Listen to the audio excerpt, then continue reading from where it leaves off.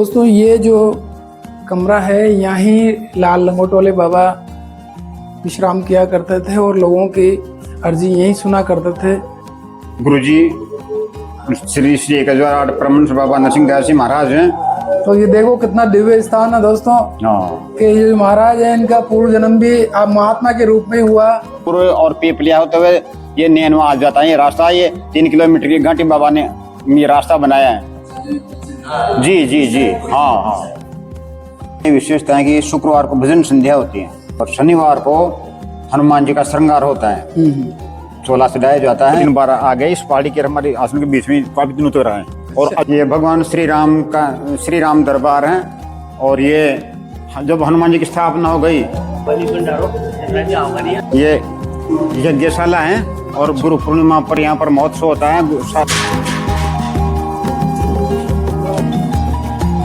ये तो वास्तव में स्वर्ग है। हाँ स्वर्ग है, प्राकृतिक सौंदर्य है। देखो पहाड़ी वो पलाश के पुष्प खिले हुए हैं चैत्र के महीने में। वो ऊपर?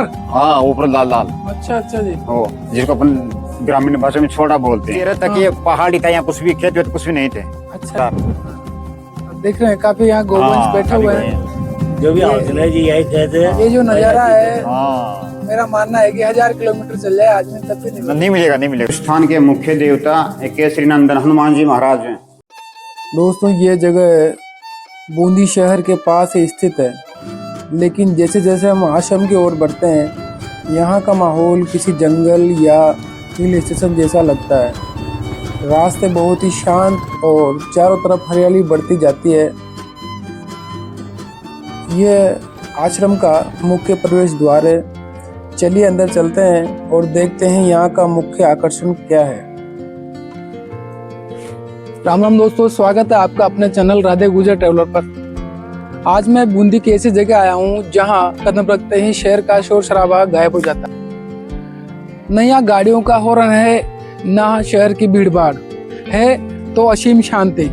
आज हम आए हैं नरसिंहदास जी बाल लंगोट वाले बाबा आश्रम। अगर आप भी सुकून की तलाश में हैं तो आज का ये वीडियो आपके लिए। आइए चलेंगे अंदर, दर्शन करेंगे, जानेंगे यहाँ का इतिहास। जय श्री राम।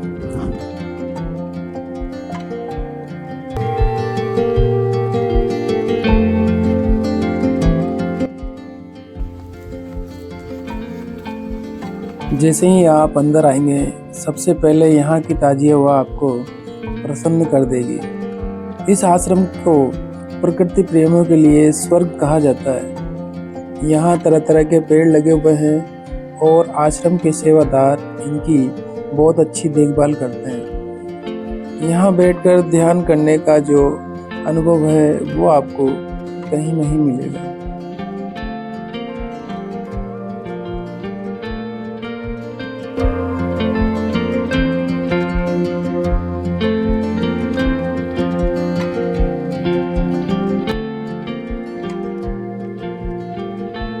दोस्तों हम अब पहुंच चुके हैं मुख्य मंदिर परिसर में। यहाँ चमत्कारिक महात्मा नरसिंहदास जी महाराज व लाल लंगोट वाले बाबा की बहुत ही सुंदर प्रतिमा है।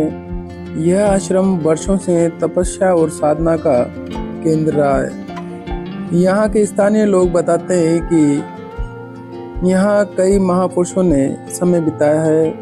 यहाँ की सादगी ही इसकी सबसे बड़ी सुंदरता है। दोस्तों हम आए हैं यहाँ नरसिंहदास जी आश्रम लाल लंगोट वाले बाबा। ये यहाँ महाराज बैठे हैं राम स्वरूप जी शर्मा, जो कि काफ़ी समय से यही है। ये बताएंगे यहाँ का इतिहास और मान्यता। बताइए साहब, कितना पुराना है यहाँ का ये 1994 में जून के महीने में बाबा नरसिंहदास जी महाराज यहाँ घूमते हुए आए थे। तो उन्होंने एक केसरिया खाल है, ये निकट बना हुआ जो ये केसरिया खाल में से हनुमान जी को उठाकर लाए यहाँ विराजमान कर दिया और उनकी पूजा शुरू कर दी। और बाबा ने अखंड राम ने पाठ करा के यज्ञ करवा दिया। उसके बाद से ही फिर शिव जी की और चामुंडा मैया की इनकी स्थापना हुई। फिर धीरे धीरे विकास कार्य बढ़ता रहा। उसमें बाबा बजरंगदास जी महाराज लाल लंगोट वालों ने उनके शिष्य ने बहुत सहयोग दिया। और उसके बाद में जब तक बाबा नरसिंहदास जी महाराज रहे तब तक बाबा गेंडोली थे। उसके बाद में बाबा यहाँ आ गए और बाबा यहाँ आने के बाद में और अपने जीवन ये आश्रम का विकास कार्य हुआ और बाबा ने अपने जीवन काल में गौशाला, हॉस्पिटल और स्कूलों में काफ़ी पैसे दिए और 100 के ऊपर उन्होंने 111 के आसपास उन्होंने यज्ञ करवा दिए और इस प्रकार से और सामाजिक कार्यों में भी सहयोग खूब दिया बाबा ने। और बाबा का अगर जीवन चरित्र देखा जाए तो बाबा ऐसे तपोनिष्ठ थे कि 20 साल तक निराहार रहे बाबा। और कैंसर जैसी बीमारी को जिसको डॉक्टर ने कह दिया था कि तू 7 दिन में मर जाएगा, उसको ऑपरेशन करके भेज दिया था। वो आदमी 30 साल से आदमी जिंदा स्वस्थ है, कोई बीमार नहीं है। और बाबा ने अनेक चमत्कार दिखाए हैं और अभी भी दिखा रहे हैं। और वर्तमान काल में अब ये भरत जी शर्मा संभाल रहे हैं आश्रम को, जो समिति के अध्यक्ष हैं उनके बड़े भाई राजेश जी शर्मा। और भरत जी शर्मा के नेतृत्व में सुचारू रूप से काम चल रहा है और 1.25 लाख हनुमान चालीसा हर साल यहाँ पर होती हैं। 21 दिन तक भंडारा चलता है और 21 दिन तक 1.25 लाख हनुमान चालीसा का पाठ होता है। गुरु पूर्णिमा पर उसकी पूर्णाहुति होती है। और इस तरह से रामायण चलती रहती जी ये आप बाबा ब्रह्मलीन हुए थे 2017 में, तब से अखंड रामायण चल रही है। 8 साल से अखंड रामायण पाठ चल रहा है। गौ सेवा भी होती है यहाँ पर, हमारे गोएँ भी हैं जी। और पीपलिया होते हुए ये नैनवा आ जाता है। ये रास्ता ये 3 किलोमीटर की घाटी बाबा ने ये रास्ता बनाया है। जी जी जी हाँ। गेंडोली से मानपुरा। हाँ गेंडोली से मानपुर। हाँ ये इनके गुरुजी हैं। कब से आ रहे हैं? हम तो काफी टाइम कहाँ से आते हैं? बूंदी से। आप साहब? मैं बोर्डा मालपुर काफी। आप तो यहीं रहते कितने? वो तो ये भी आते हैं। ये बाबा के शिष्य हैं, ये बहुत पुराने शिष्य हैं। अच्छा बहुत 18 साल हो गए। 18 साल को आ रही हूँ मैं कभी एक बिगन हो गए वो खत्म कर दिया बाबा। सर बहुत सारे काम हैं यहाँ पर। हाँ 3.5 साल से भी मैं भी यहीं हूँ, यहीं सेवा दे रही। हमारे भी बहुत सारे काम थे, बढ़िया काम हुए। हाँ बाबा के आशीर्वाद यार, दिल से सेवा करने वाले दिल से सेवा देते तो सभी के काम होते हैं। मैं बाबा से 18 साल से जुड़ा हूँ। अच्छा यहाँ जो अखंड रामायण चल रही है जी 8 वर्ष से 5 वर्ष मैं सेवा दे रहा हूँ रात दिन। काफरे के रहने वाले हैं। विशेषता है कि शुक्रवार को भजन संध्या होती है। शुक्रवार को? हाँ जी। जिसमें समिति अध्यक्ष राजेश जी शर्मा, भरत जी, वो क्या है दिलीप जी वगैरह भाग लेते हैं। अच्छा। और भी भक्त लोग आते हैं। और शनिवार को हनुमान जी का श्रृंगार होता है, 16 सजाया जाता है। अच्छा। और श्रृंगार के बाद में 12 बजे आरती होती है हनुमान जी की। अच्छा ये कार्य बाबा के समय से चला आ रहा है। अच्छा बहुत टाइम से। हाँ जिसकी किसी भी प्रकार की कोई बीमारी हो या किसी बाधा से ग्रसित हो तो उनके लिए बाबा जैसा बताते हैं उस तरह नारियल, चमेली का तेल, इत्र वगैरह वार के हनुमान जी को सजाया जाता है। नारियल को दुपड़े में जलाया जाता है। अच्छा। और दुपड़ा वारा जाता है। ये कार्य ये अभी भी चल रहा है। तो इनकी समाधि बनी हुई बाबा की? हाँ ये यही है क्या? यही तो संबंधी। तो बाबा की समाधि इसी जगह है जहाँ मूर्ति विराजमान है बाबा की? हाँ ये उन्हीं का स्थान है। बाबा का दाह संस्कार होता है ना? हाँ। अच्छा। और इनके गुरुजी की वो बगल की समाधि के गुरुजी है। इनके जो बगल में है वो गुरुजी, इनके गुरुजी की समाधि जी। तो दोस्तों काफी जानकारी मिली है यहाँ आकर और काफी चमत्कार यहाँ होते हैं, ऐसा हमें यहाँ के महाराज ने बताया है। हाड़ौती क्षेत्र में ऐसे तपस्वी अब नहीं होंगे। और दूसरी विशेषता ये है कि ये मूर्तियां स्वयंभू हैं, बनाई हुई नहीं है। अच्छा। हाँ ये हनुमान जी तो ये केसरिया खाल से प्रकट हुए, इसलिए केसरी नंदन हनुमान नाम दिया। स्वयंभू है? हाँ स्वयंभू। योग्य गोपेश्वर महादेव का मंदिर है, वो पूरी मूर्तियां स्वयंभू है। आप देखना अभी दर्शन करना। हाँ मैं जाऊँ। और चामुंडा मैया है वो भी स्वयंभू है। चामुंडा मैया भी स्वयंभू है? हाँ हनुमान जी के मंदिर में विराजित है। अच्छा सब स्वयंभू। तो ये जो लंगोट वाले बाबा जो जिनको कहा जाता है जी इनका जन्म कहाँ का है? ये पास में गाँव तलवास। तलवास गांव का जन्म है जी। इनका? अच्छा वहाँ से यहाँ आए थे ये? यहाँ नहीं आए। अच्छा। इनके गुरुजी उस जमाने में आज से 60 साल पहले, हाँ हाँ 60-70 साल पहले गांव में रामधुनी चलाते थे। अच्छा जी, रामधुनी चलाते जी। और रामधुनी होती थी वहीं रुकते थे। ठीक है। तो बाबा भी उनके संपर्क में आए जब लाखरी रामधुनी चलती थी। हाँ। तो बाबा अपने खेतों में काम करके शाम को पैदल तलवार से लाखरी रामधुनी जाते थे। हाँ। और रात भर रामधुनी करके सुबह वापस खेतों में काम करने आते थे। तो बहुत मेहनत की बाबा ने, देखिए गुरुजी छोड़कर चले गए थे, अभी 3 महीने तक इन्होंने 2 साल तक इन्होंने रामधुनी अखंड चलाई। फिर उन्होंने वहीं से एक मेना था, वो घोड़ी लेकर आ रहा था पहाड़ से, तो पहाड़ से आप देख रहे हो, इससे वो घोड़ी गिर गई नीचे, अच्छा, मर गई वहीं पर। अब वहाँ बेटा बेटा रो रहा था वो। तो बाबा भी मांडूपुर रहते, तो मांडू से गेंडोली आ रही थी, सम्मान लेते। उन्होंने कहा भाई क्यों रो रहा है तू? बाबा जानते थे उसको।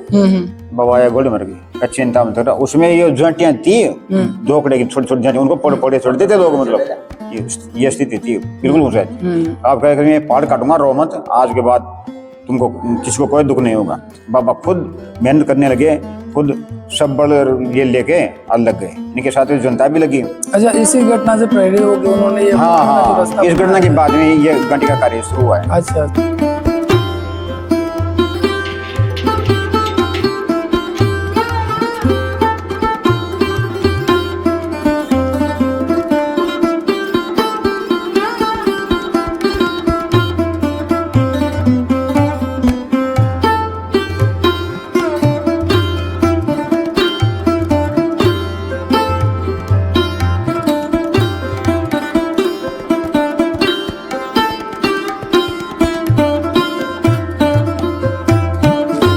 इस स्थान के मुख्य देवता केसरी नंदन हनुमान जी महाराज हैं, और ये सर्वप्रथम प्रतिष्ठा इन्हीं की हुई है, और इन्हीं के द्वारा संचालित बाबा नरसिंह दास जी महाराज जब यहाँ आए थे 1994 में, तभी केसरिया खाल से ही ये प्रकट हुए थे और इनको यहाँ विराजित किया था जी। और ये चामुंडा मैया है, यह भी स्वयंभू है, और ये हनुमान जी महाराज भी स्वयंभू हैं, दोनों स्वयंभू मूर्ति है। ये यहाँ की विशेषता है, और जो भी मनोकामनाएं की जाती है, हनुमान से प्रार्थना की जाती है, वो अवश्य पूर्ण होती है।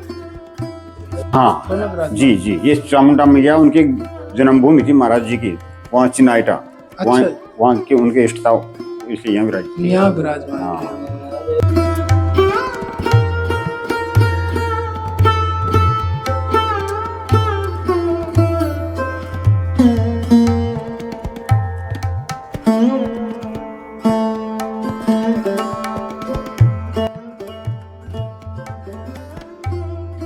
ये गोपेश्वर महादेव हैं। अच्छा, ये गोपेश्वर, और ये भी स्वयंभू मूर्ति हैं सभी, आप देख लो, पूरा परिवार स्वयंभू है। ये जो यहाँ शिवलिंग विराजमान है, ये स्वयंभू मानी जाती है। आप देखिए कितनी प्राचीन यहाँ शिवलिंग है, जो कि हमें गुरुजी ने यहाँ बताया है। ये हमारे श्री गुरु महाराज बाबा नरसिंह दास जी महाराज का रेजिडेंस है। अच्छा, और यहीं विराजते थे, बड़े बड़े जो भी गलता गद्दी वाले ये संत आते थे, ये सब यहीं विराजते थे। और वो उज्जैन में शांतिपन पीठ के जो जगत गुरु शांतिपन आचार्य जी हरिहर जी महाराज थे, वो सब यहीं विराजते थे, उनके साथ सेवा में रहते थे। और ये नीचे भी उन्हीं का रेजिडेंस है, ये वाला जी, ये भी वाला। और अंदर कमरे में विराजते थे, अंदर भी तख्ता लगाया हुआ। तो इसके बाहर जो एरिया, ये टाइगर रिजर्व में आता है? हाँ, टाइगर रिजर्व में, टाइगर रिजर्व।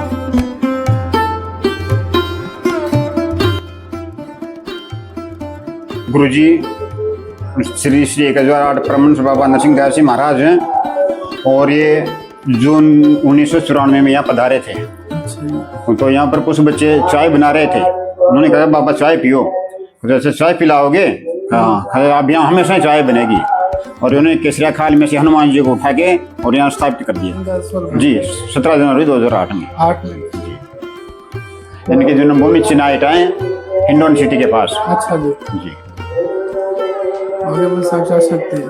और इनके पूर्व जन्म की समाधि भी है, वहाँ भी मैं 2 बार जाके आया हूँ महाराज जी के साथ। पूर्व जन्म की समाधि 125 साल पुरानी। ये बात बता रहे हैं जी, आप अंदर वो लिख सकते हैं, वहाँ के लोगों ने जो दिया है। हाँ। इनका पट्टे वो उसमें सम्मत लगा हुआ, वो समाधि। इसका मतलब पिछले जन्म में भी सिद्ध थे। वहाँ नंगेश्वर जी, उस जन्म में इन्होंने लंगोटे भी नहीं लगाए। अच्छा। वहाँ नंगेश्वर जी के नाम से जानते हैं इनको। अच्छा जी। मैं खुद 2 बार महाराज जी के साथ गया हूँ। फिर उसके पास, उससे वहाँ से 25 किलोमीटर दूर एक गांव है गढ़ी स्वाईराम, अलवर जिले में है ये स्थान। तो वहाँ पर महाराज जी ने एक गुफा बनवाई थी बहुत पहले। तो और उसमें रामधुनी करते थे, उसमें बाबा का आसन लगा हुआ था। तो महाराज जी ने कहा गाँव वाले से, भाई हमारा कायम संकबा, हमने तो बंद कर दिया उसको। नहीं, बंद नहीं, खोलो, बाद बच्चे गिर जाएंगे। नहीं खोलो, खोलते हम नीचे गिरे, 5-6 सीढ़ियाँ नीचे जाएंगे, बाद वो गुफा थी। अच्छा। और फिर बाबा ने कहा ये मेरा आसन था, वो इतनी मोटी पट्टी थी, बहुत लंबी। वो ये मेरा आसदार, ये खाली जगह में ये लोग बैठ के कीर्तन करते थे। पूर्व जन्म की। हाँ, पूर्व जन्म की। तो ये देखो कितना दिव्य स्थान है दोस्तों, हाँ, कि ये महाराज है, इनका पूर्व जन्म भी आप महात्मा के रूप में हुआ और इस जन्म में ये काफी दिव्य महात्मा रहे। जय हो गुरु। हाँ, 3 बार आ गए इस पहाड़ी के हमारे आश्रम के बीच में, काफी दिनों तक रहा है। और अजगर आ गया हमारे गेट के, यही 7-8 दिन तक गया नहीं, वो पूरे साल से नहीं गया। अच्छा, अजगर था। हाँ, बहुत बड़ा उसे बनकर आई थी। हाँ, प्रभुनाथ जी के दर्शन।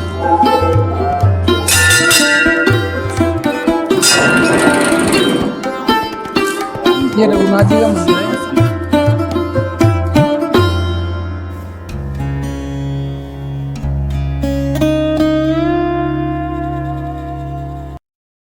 ये भगवान श्री राम का श्री राम दरबार है। और ये जब हनुमान जी की स्थापना हो गई तो महाराज जी के मन में विचार हुआ कि हनुमान जी तो विराज के, लेकिन भगवान राम के बिना ये अधूरे ही हैं। तो उन्होंने श्री राम दरबार की स्थापना की और यहाँ भव्य यज्ञ हुआ, खूब भंडारा हुआ। और जो भी भंडारा होता था वो देसी घी में करते थे महाराज जी। अच्छा, कितना भी भंडारा हो देसी घी चलता था। मालपुएर खीर में भंडारा हुआ और भगवान राम विराजमान हो गए और इन्हीं के द्वारा सब संचालित हो रहा है। चलो श्री राम प्रभु के भी दर्शन हुए हमें। जय श्री राम। जय श्री राम। ये यज्ञशाला के बारे में बोल रहे हैं। अच्छा, ये यज्ञशाला है। हाँ, आओ। गुरु पूर्णिमा पर इस बार आएंगे साहब।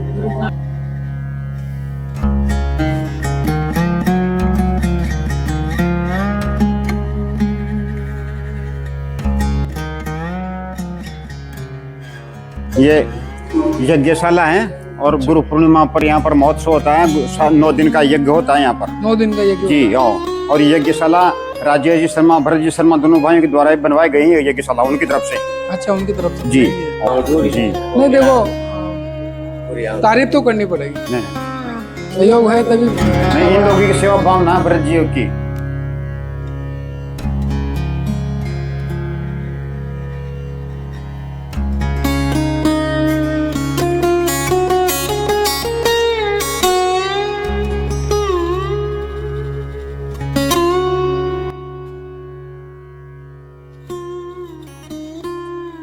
तो दोस्तों, ये जो कमरा है, यहाँ ही लाल लंगोट वाले बाबा विश्राम किया करते थे और लोगों की अर्जी यहीं सुना करते थे। ये देखिए, यहाँ उनका आसन भी लगा हुआ है और साक्षात यहाँ बैठे हुए हैं महाराज। जैसा कि आपको महसूस ही हो रहा होगा कि यहाँ कितनी शांति और सुकून है। ये कितना दिव्य स्थान है, ये यहाँ देखने से ही पता चलता है।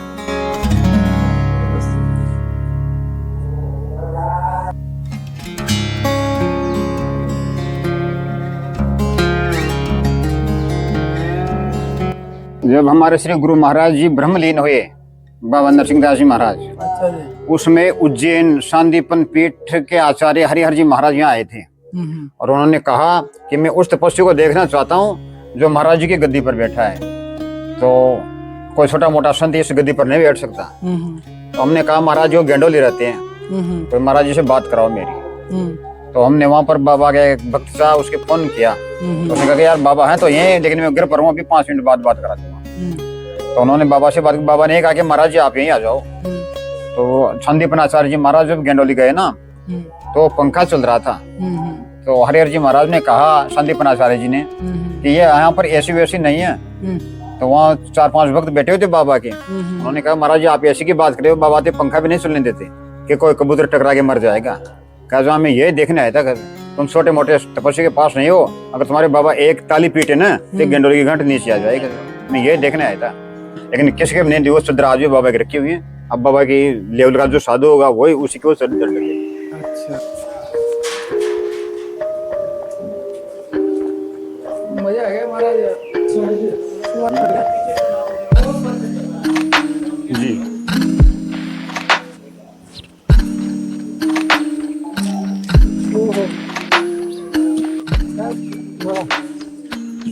ये तो वास्तव में स्वर्ग है। हाँ, स्वर्ग है, प्राकृतिक सौंदर्य है। देखो पहाड़ी वो पलाश के पुष्प खिले हुए हैं चैत्र के महीने में। वो ऊपर? हाँ, ऊपर लाल लाल। अच्छा अच्छा जी। वो जिसको अपन ग्रामीण भाषा में छोड़ा बोलते हैं, हाँ हाँ, तो पलाश बोलते हैं उसको। प्लास के फूल है। हाँ, वो पलाश के वो लाल लाल पुष्प खिले हुए हैं और जंगल हरा भरा है। तो इस पूरी अरावली श्रृंखला है। ये हाँ, अरावली श्रृंखला। वो चौथ भवानी का मंदिर भी दिख रहा है यहाँ से। जी, ये फॉरेस्ट की चौकी है सामने। ये सामने ये फॉरेस्ट फॉरेस्ट की चौकी है क्या? जी, वो ऊपर क्या था महाराज? वही फॉरेस्ट का ही। वही फॉरेस्ट का है। गया था ना, ये आधा यहाँ तो हवाई गजब की आ रही है। गजब की। बहुत उधार नहीं दे रहे थे। या तो ये शंभू सागर है, इसके 3 पाल हैं। एक पाल तो ये रही, हाँ, एक पाल ये अपने आश्रम के पीछे रही है, दिखाई दे रही है। अच्छा। और एक पाल फिर इस पहाड़ के उस पहाड़ के बीच में है। हाँ, हाँ। ये बड़ा पहाड़ के बीच। शंभू सागर। शंभू सागर। धन्यवाद दूंगा कि मुझे उन्होंने यहाँ भेजा। हाँ, सही बात। हाँ, धन्यवाद की अच्छा, बात गर्मी है। के बैसाख के महीने में हाँ जी। हमने इस राम मंदिर के डाकले पर रजाइयाँ ओढ़ी हैं। जो हमारे गुरु जी कहा करते थे, भाई तुम किसी जो में कहो कि भाई हमने बैसाख के महीने में रजाइयाँ ओढ़ी हैं। है ना? हाँ, ऐसी ठंडी हवा चलती थी ऊपर बड़ी गर्मी के अंदर। अच्छा अच्छा। नहीं, वाकई में ये स्थान रमणीय है। हाँ, बहुत रमणीय। मुझे आके काफी यहाँ और आनंद ये- महसूस हुआ। ये मैं ये कहना चाहता हूँ कि मेरे अब तक के ब्लॉग में सबसे सर्वश्रेष्ठ ब्लॉग ये रहेगा। ये जो स्थान है ये स्वर्ग से कम नहीं है। बिल्कुल सही। ऐसी शांति और ऐसा माहौल है यहाँ। ये महाराज जी के द्वारा लगाया गया था बहुत। ये कल्पवृक्ष है। जी, अच्छा और वो बाहर भी कल्पवृक्ष हैं, वो हमारे कलेक्टर साहब विश्वास साहब भी द्वारा लगाया गया था। नीचे वो गेट जो के वहाँ- से नीचे 13 तक ये पहाड़ी था, यहाँ कुछ भी खेत वेत कुछ भी नहीं थे। अच्छा जी। फिर हमारे बाबा लाल लंगोट वालों ने ये खेत बनवा दिए और काली मिट्टी डलवाई थी। ऐसे बीजे तुमको कहीं जाना नहीं पड़ेगा, अन्न यहाँ का यही हो जाएगा। अच्छा, तो हमारे महाराज की लंबी सोच थी। हाँ, बहुत लंबी सोच थी। तो बाबा ने, लोगों ने कहा बाबा ये तो पहाड़ यहाँ क्या होगा, हाँ। नहीं, तुम चिंता मत करो। तो बाबा ने खूब पैसे लगाए और इनको प्लान करवा दिया और काली मिट्टी डलवा दी खेतों के अंदर। अरे जिसमें आज 50-50% बोरी गेहूं होते हैं और खूब अब बिकते हैं। और नई फसल आती है ना, तब 10-15 बोरी और बिकती है। हाँ। काफी स्रोत है। और गोवंश में भी वृद्धि हो रही है लगातार। देख रहे हैं काफी यहाँ गोवंश हाँ, बैठे काफी हुए बड़े हैं। गौशाला है यहाँ बहुत सुंदर, जी, गायों की सेवा के लिए काफी रमणीय स्थान है। बहुत रमणीय स्थान है। यहाँ तो आंखों को ऐसी शांति मिलती है देखते ही। गजब। जो भी हौसला जी यही कहते हैं। ये जो नजारा है, हाँ, मेरा मानना है कि 1000 किलोमीटर चल जाए आदमी तब भी नहीं नहीं मिलेगा, नहीं मिलेगा, सही बात करेगा। इस तरह का ये यहाँ पर चारों नजारा धाम है। जमत हाँ, देखो जंगल पहाड़ पानी सब है यहाँ पर। ट्राई कर लिया आपको। और ईश्वर, हाँ, ईश्वर। ईश्वर मतलब बीमार मैंने ये 25 साल की जिंदगी में इस जगह पर कोई बीमारी नहीं हुई मेरी, आपने देखा। तो दोस्तों यहाँ आकर मुझे शांति, सुकून और ऐसा वातावरण है यहाँ पर कि आपको यहीं रहने का मन करेगा। ऐसा ये स्थान है। यहाँ आप भी आइए, दर्शन कीजिए। ये बूंदी जिले में पड़ता है, माँ चौथ भवानी मंदिर के बिल्कुल पास में है। और मैं चाहूँगा कि आप भी एक बार यहाँ आइए, बहुत सुंदर स्थान है। तो दोस्तों ये जो ब्लॉग है ये आपको कैसा लगा है कमेंट में ज़रूर बताइएगा। मिलेंगे कई नए स्थान पर, नए तीर्थ पर। जय श्री राम। और मैं बहुत बहुत धन्यवाद देना चाहता हूँ महाराज श्री को और इन महाराज को, इन्होंने मुझे बहुत अच्छी जानकारी यहाँ के बारे में बताई है। तो बहुत बहुत धन्यवाद महाराज साहब। आप यहाँ तक पधारे।